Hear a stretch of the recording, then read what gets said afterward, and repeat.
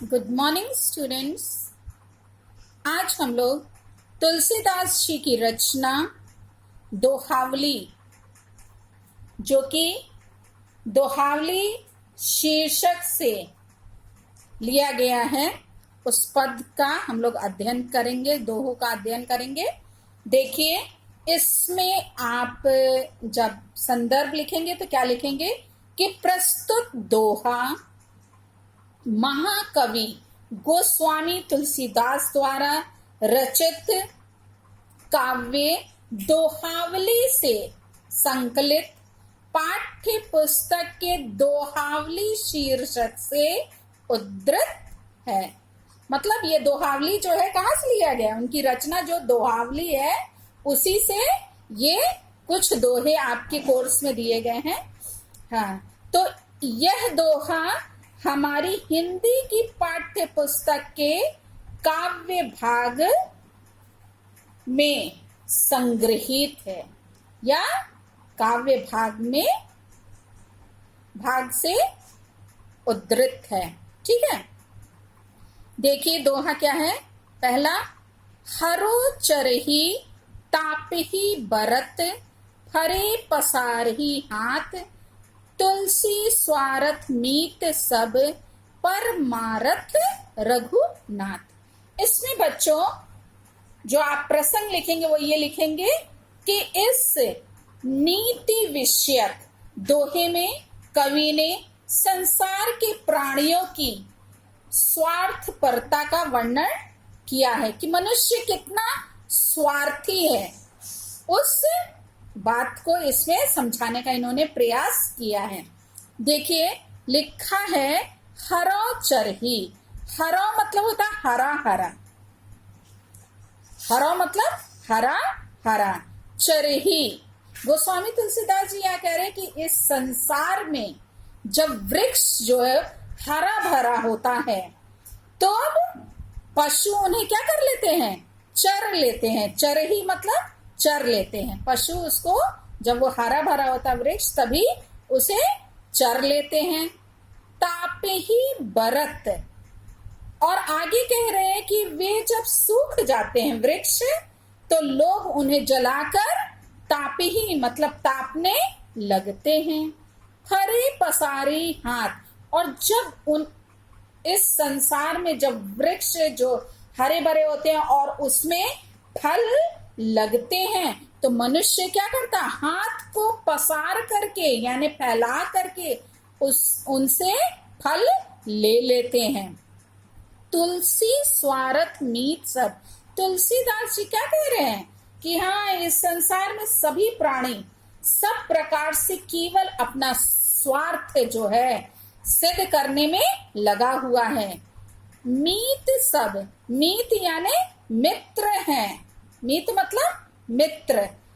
सब परमार्थ रघुनाथ, परमार्थ के मित्र हैं। परमार्थ के मित्र जो हैं केवल कौन है, रघुनाथ अर्थात श्री राम जी हैं, जो क्या करते हैं, हर समय प्रेम करते हैं और दीन स्थिति में भी यानी जब गरीबी की अवस्था होती है उसमें तो वो विशेष रूप से प्रेम करते हैं। मतलब कि ये बताना चाह रहे हैं कि पूरा संसार जो है वो क्या है, स्वार्थी प्रवृत्ति का है, किंतु श्री राम जो हैं, जो रघुनाथ जी हैं, वो क्या हैं, परमार्थ के मित्र हैं। वो स्वार्थी नहीं हैं बल्कि अच्छे स्वभाव वाले हैं और वो उनके अंदर स्वार्थ बिल्कुल भी नहीं है। वो गरीबों के भी क्या है, वो विशेष रूप से उनसे प्रेम करते हैं। ये नहीं कि गरीब है तो उसको छोड़ दिया। तो बच्चों, आप कागज सौंदर्य में लिखिएगा कि गोस्वामी जी ने वृक्षों के माध्यम से संसार के प्राणियों की स्वार्थी प्रवृत्ति का सुंदर चित्र अंकित किया है और यहाँ संसार के प्रति वैराग्य तथा भगवान राम के प्रति अनुराग की प्रेरणा दी है कि हमें क्या करना चाहिए, संसार के लोगों जैसा स्वार्थी नहीं होना चाहिए, बल्कि श्री राम के प्रति प्रेम होना चाहिए, अनुराग होना चाहिए। तो भाषा जो बच्चों इसमें है दोहावली में, वो ब्रज भाषा है। रस जो है वो शांत रस है, और छंद है दोहा। इसमें अलंकार जो है अन्योक्ति अलंकार है, क्योंकि उक्तियों के माध्यम से यहाँ स्पष्ट किया गया है। अब दूसरा दोहा देखेंगे। मान राखिबो मांगिबो पियसो नित नित नव नेहु, तुलसी तिनहु तब फबे जो चातक मत लेहु। चातक पक्षी के बारे में आप सब जानते हैं, और पहले भी पढ़ा है कि वो चातक पक्षी किस प्रकार का होता है। वो जो केवल स्वाति नक्षत्र की बूंद को ही वो चाहता है, वर्षा की और बूंदे उसको क्या है ग्रहण वो नहीं करता, केवल स्वाति नक्षत्र की बूंद को ही वो ग्रहण करता है। लिखा है, देखिए इसमें, इस दोहे में आप प्रसंग लिखेंगे कि इसमें चातक की विशेषताओं पर प्रकाश डालते हुए तुलसीदास जी कहते हैं कि मान राखिबो यानी सम्मान की रक्षा करना, मांगिबो यानी मांगना, पियसो नित नव नेहु, नित नित मतलब सदैव, नव मतलब नया, और नेहु मतलब प्रेम, नया नया प्रेम किसे, पियसो यानी प्रिय से जो है नया नया प्रेम करना, यानी निरंतर प्रेम बढ़ना। ये तीनों बातें लिखा है ना, तुलसी तिन्हु तब फबे। तुलसीदास जी कहते हैं ये तीनों तभी फबते हैं, मतलब कि अच्छे लगते हैं। जो चातक मत लेहु, जब चातक का मत, मत यानी सिद्धांत, जो उसको स्वीकार किया जाए, लेहु मतलब लो, मतलब कि स्वाति चातक के सिद्धांत को जब लो, यानी जब चातक सिद्धांत स्वीकार किया जाए तभी क्या होता है, ये यहाँ लिखा है, तभी वो तीनों क्या होते हैं, फबते हैं, मतलब अच्छे लगते हैं, शोभा देते हैं। फबते मतलब शोभा देते हैं। यहाँ पे बच्चों समझाने का प्रयास किया गया है कि उस जो अभी हमने आपको बताया ना कि यहाँ पे जैसे चातक केवल अपने प्रिय बादल से नित्य नया नया प्रेम जोड़ता है, और उसी प्रकार और क्या करता है, केवल उसी से ही वो मांगता है। चातक पक्षी जो है केवल अपने प्रिय बादल से ही मांगता है, और केवल स्वाति नक्षत्र की बूंद को ही वो ग्रहण करता है, उसको पीता है। उस बूंद की प्राप्ति के लिए वो क्या करता है, सदैव नित्य नया नया प्रेम जोड़ता है। उसी प्रकार व्यक्ति को भी क्या, केवल अपने प्रिय से ही मांगना चाहिए। उसकी इच्छाएं कैसी होनी चाहिए, अल्प होनी चाहिए, थोड़ी होनी चाहिए, और इच्छा पूर्ति के लिए प्रिय से नया नया प्रेम जोड़ना चाहिए। तभी उसके जीवन में सफलता और प्रेम की अन्यनता सिद्ध हो सकती है। यहाँ पे ये बताना चाह रहे हैं कि हमें चातक पक्षी के समान ही हमें अपने प्रिय से प्रेम करना चाहिए, तथा उससे इच्छा भी उसी के समान करनी चाहिए, चातक पक्षी के समान। इसमें आप काव्य सौंदर्य में लिखेंगे कि चातक अनन्य, चातक का अनन्य प्रेम और भक्ति का आदर्श है। जो चातक है वो क्या है, अनन्य प्रेम और भक्ति का आदर्श है। उसी को आधार मानकर व्यक्ति को अपने प्रिय से याचना, अर्चना और नित्य क्या करना चाहिए, नया नया प्रेम करना चाहिए। भाषा ब्रज भाषा है, और आप लिखेंगे रस जो है शांत है, और छंद जो है दोहा है। अगला दोहा है, नहीं जांचत नहीं संग्रही, शीस नाई नहीं लेई, ऐसे मानी माने ही, को वारिद बिन देई। यहाँ पे जांचत, जांचत मतलब होता है मांगना, और संग्रही मतलब इकट्ठा करना, और वारिद मतलब होता है बादल। इसमें कवि ने बच्चों इस दोहे में स्वाभिमानी चातक का वर्णन किया है कि वो कितना स्वाभिमानी है। तुलसीदास जी कहते हैं कि ये जो चातक है वो अपने मुख से नहीं जांचत, मतलब नहीं जांचत मतलब मांगता, ये अपने मुख से कभी भी मांगता नहीं है। नहीं संग्रही, और यदि कोई देता है तो आवश्यकता से अधिक ग्रहण भी नहीं करता है, ये वही इकट्ठा करता है, यह कभी इकट्ठा करके नहीं रखता, मतलब संग्रह उसका नहीं करता, उसे इकट्ठा करके नहीं रखता है। शीस नाई नहीं लेई, और शीस यानी सिर को कभी भी झुका करके वो नहीं लेता है, इतना स्वाभिमानी है। आप सब जानते हैं चातक पक्षी जो है ये जब वर्षा की बूंद गिरती है, किस स्वाति नक्षत्र की जब बूंदे गिरती है तो वह अपने मुख को, अपनी चोंच को बादल की ओर, आकाश की ओर जो है खोले रहता है, और स्वाति नक्षत्र की बूंद जो है डायरेक्ट उसके मुख में गिरती है, तो वो उसी को ग्रहण का, मतलब कि उसका मुख वो झुका करके नहीं लेता है। कैसे? स्वाभिमानी व्यक्ति है, इसलिए वो क्या करता है, अपने सिर को झुकाए नहीं रखता, बल्कि अपने मुख को सदैव बादल की ओर उठाए रखता है। तो यहाँ बताया गया है कि वो मांगता नहीं है, दूसरा वो संग्रह भी नहीं करता, और तीसरा वो क्या है कि वो कभी सिर झुका कर भी नहीं लेता है। ऐसे मानी मानी है को वारिद बिन दे। यहाँ बताया जा रहा है कि जब वो ऐसे स्वाभिमानी चातक को, जो वारिद है, जो बादल है, बिन माने बादल के बिना, को देई, कौन दे सकता है, को देई मतलब कौन दे सकता है, यानी बादल के बिना और कोई नहीं है जो इसे दे सके। ऐसे मानी मांगिए, ऐसे स्वाभिमानी चातक को, किसको? ऐसे स्वाभिमानी चातक को बादल के बिना और कौन है जो दे, यानी दे सकता है। अर्थात अनंत जल से परिपूर्ण, बादल के पास कितना जल है?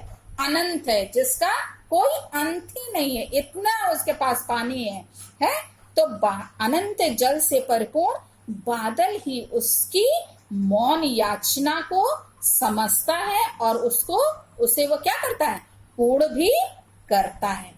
तो यहाँ बच्चों एक और इस पैराग्राफ, इस दोहे का अर्थ है, एक दूसरा अर्थ ये निकलता है कि प्रभु का जो सच्चा भक्त होता है, ठीक है, जो प्रभु का सच्चा भक्त पहले तो कुछ मांगता नहीं है। जो सच्चा भक्त होता है वो मांगता नहीं है, वो केवल ईश्वर भक्ति में लीन ही रहता है। फिर भी यदि प्रभु की कृपा से उसे क्या होता है, सांसारिक सुख संपदा प्राप्त भी हो जाती है, तो वो उसको क्या करता है, उसे स्वाभिमान के साथ ग्रहण करता है। गोस्वामी तुलसीदास इसमें कह रहे हैं कि स्वाभिमानी जो भक्त को परमात्मा के अतिरिक्त कौन दे सकता है। मतलब एक परमात्मा ही है, ईश्वर ही है, जो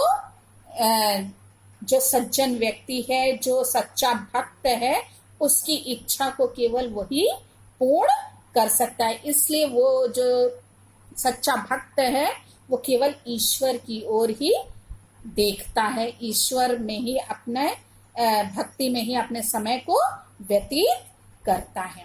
तो इसमें बच्चों आप काव्यगत सौंदर्य जो लिखना है उसमें आप लिखेंगे कि चातक पक्षी के माध्यम से स्वाभिमानी एवं एकनिष्ठ भक्त के गुणों पर प्रकाश डाला गया है कि कैसे भक्त को बिना मांगे ही ईश्वर क्या कर देता है, सब कुछ देते हैं, जैसे चातक को बादल देता है।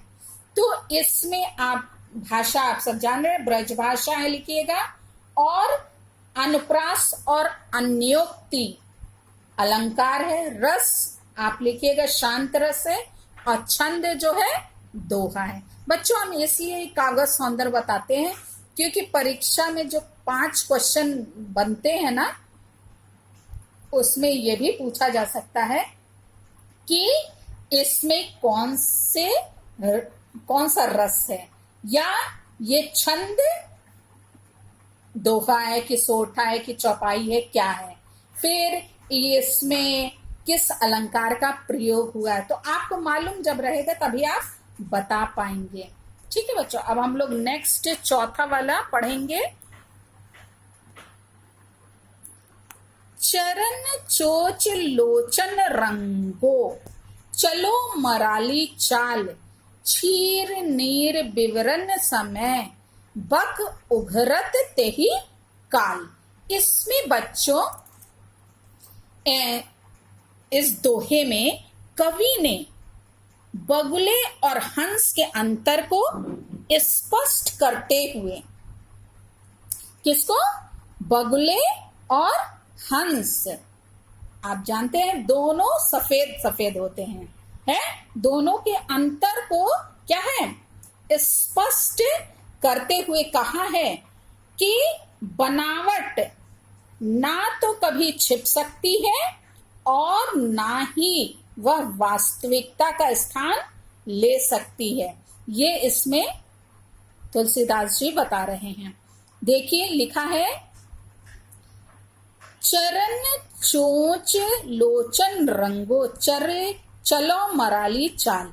यहाँ पे गोस्वामी तुलसीदास जी कह रहे हैं कि यदि बगुला जो है अपनी चोंच को, चरण चोंच यानी अपनी चोंच को क्या कर ले, मराली चाल यानी हंस की चाल, जैसे हंस चलता है, ठीक है, वैसा वो चलने लगे और उसी के समान अपनी चोंच को भी क्या है, और लोचन यानी नेत्र, चोंच और अपने चरण, चरण मतलब पैर, चरण मतलब पैर, चोंच और नेत्र, इन सब को क्या कर ले, रंग ले। किसके समान, बगला जो है हंस बनने के लिए ये चोंच को और पैर को, चोंच को और नेत्र को क्या कर ले, आंख को रंग ले और मराली चाल चलने लगे, यानी कि हंस की चाल वो चलने लगे। तो क्या वो जो बगुला है वो हंस हो जाएगा, नहीं होगा ना। तो वही ये बताना चाह रहे हैं कि वो हंस नहीं हो सकता है। क्यों नहीं हो सकता है, क्यों, क्योंकि आगे लिखा है क्षीर नीर विवरण समय। क्षीर, क्षीर यानी दूध, और नीर मतलब जल, दूध और जल को विवरण यानी अलग अलग करते समय बक उगरत ते ही काल, बगल उसका बगला होना क्या हो जाएगा, उसी समय ही प्रकट हो जाएगा। क्योंकि आप सब जानते हैं जो हंस होता है उसके लिए कहा जाता है कि वो दूध और जल को अलग करने का गुण उसमें पाया जाता है। तो ये यदि अपने पैर, चोंच और नेत्र को रंग ले और हंस जैसा चाल चलने लगे तो क्या वो दूध और जल को अलग कर सकता है, नहीं कर सकता है। तो वही बताने का यहाँ पे प्रयास कर रहे हैं गोस्वामी तुलसीदास जी की यदि क्या है, वास्तविकता का वो स्थान वो नहीं ले सकता है, कितना भी अपने में मतलब कि ये जो गुण जो होता है वो सब में अलग पाया जाता है। वो उस गुण को, हंस के गुण को अपने अंदर धारण नहीं कर सकता है, ये बताने का प्रयास किया गया है। तो इसमें अन्य उक्ति से इसका अर्थ यह होगा कि यदि कोई दुष्ट व्यक्ति है, यदि वह सज्जन व्यक्ति के रूप, रंग और वेशभूषा आदि को धारण भी कर ले तो वह सज्जन नहीं हो सकता है। क्यों नहीं हो सकता है? क्योंकि वो जो दुष्टता का उसका जो स्वभाव है, वो अपनी दुष्टता को वो कभी त्याग नहीं सकता है। मतलब सज्जनों के गुणों को भी वो ग्रहण नहीं कर सकता है, क्योंकि दुष्ट कभी भी अपनी दुष्टता से बाज नहीं आता है। तो बच्चों, ये इसका अर्थ रहा। डबल मीनिंग है, दो अर्थ है, इसमें समझाने का प्रयास किया गया है। तो आप कागज सौंदर्य में इसमें लिखिएगा कि गोस्वामी तुलसीदास जी ने स्पष्ट किया है कि दुष्ट व्यक्ति ऊपर से चाहे कितना भी प्रयास करे कि वह सज्जन दिखाई दे, किंतु उसकी दुष्टता प्रकट हो ही जाती है। गोस्वामी तुलसीदास ने ढोंगी और पाखंडी व्यक्तियों पर यहाँ पे गहरा व्यंग किया है। भाषा बच्चों ब्रज भाषा है और अनुप्रास अलंकार और अन्योक्ति अलंकार है। रस शांत है इसमें और दोहा छंद है। अब नेक्स्ट 5वां वाला पद दोहा देखेंगे। आपू आपू कह सब भलो, अपने कह कोई कोई, तुलसी सब कह जो भलो, सुजन सराहिए सोई। आपू, आपू मतलब होता है स्वयं को, अपने कह कह, अपने यानी स्वजन यानी अपने लोग, और ये सुजन, सुजन मतलब होता है सज्जन व्यक्ति, और सराहिए मतलब सराहना करते हैं। इसमें आप प्रसंग लिखेंगे कि इस दोहे में गोस्वामी तुलसीदास जी ने यह स्पष्ट किया है कि परोपकार करने वाले व्यक्ति की ही संसार में सराहना होती है। जो लोग क्या होते हैं, दूसरों के हित के लिए, दूसरों की भलाई के लिए अपना पूरा समय देते हैं, जिनका जीवन क्या है, परोपकार से भरा है, वही कैसे होते हैं, सराहिए। उनकी ही केवल संसार में क्या होती है, सराहना होती है। तो यहाँ लिखा है आपू आपू कह सब भलो। यहाँ अपने लिए तो सभी क्या है, भले होते हैं। अपने लिए सब, कोई अपना अहित नहीं चाहता है, क्योंकि अहित तो बिल्कुल नहीं चाहता, सब अपना भला ही चाहता है। तो वही यहाँ पे तुलसीदास जी कह रहे हैं, अपने लिए तो सभी भले होते हैं, अपनी कह कह कोई, और सभी अपने लिए ही भलाई का कार्य करने में लगे रहते हैं।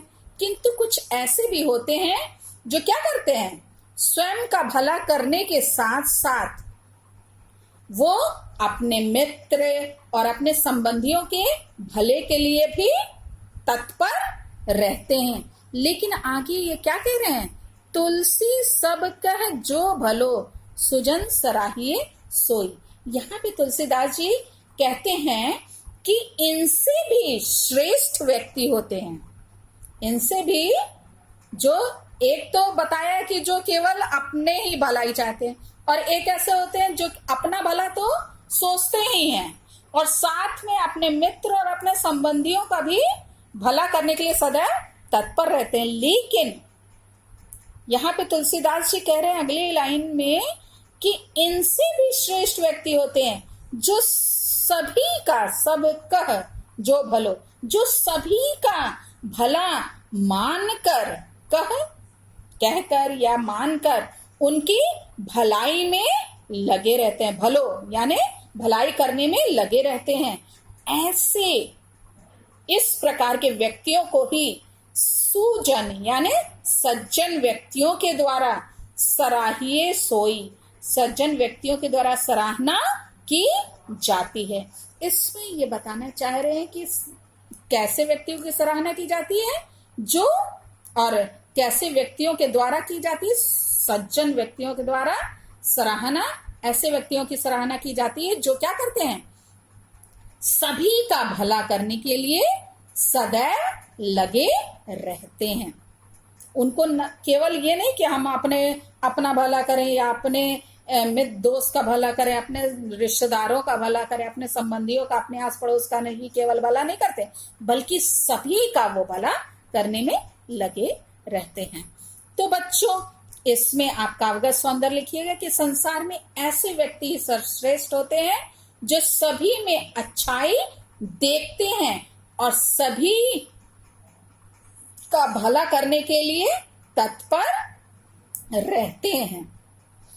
और आप भाषा जान ही रहे हैं कि ब्रज भाषा है, अनुप्रास अलंकार है। देखिए, क वर्ण की कई बार आवृत्ति हुई है, अ वर्ण की आवृत्ति हुई है, तो यहाँ पे क्या होगा? अनुप्रास अलंकार होगा।